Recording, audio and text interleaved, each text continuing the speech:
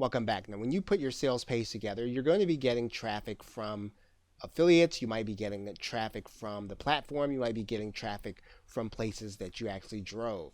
And so not all these people are going to be your customers. And so one of the things you're going to want to assume is that some people are just not going to be ready to buy. And that means that you're going to want to use an exit pop. So we're going to go inside of the page settings inside of Optimize Press.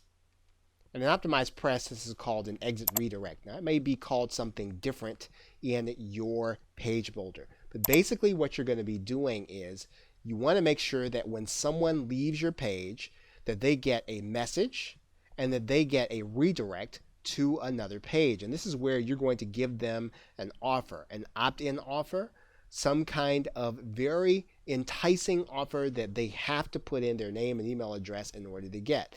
So you want to put your best opt-in here, and you also want to make sure that whatever this offer is, that it's highly relevant to what brought them to the page.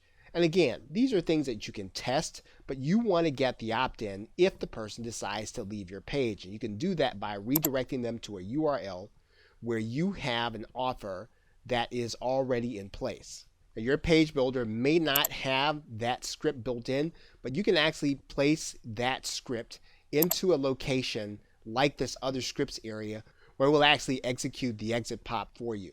So you can purchase these scripts. There's actually one included with this course.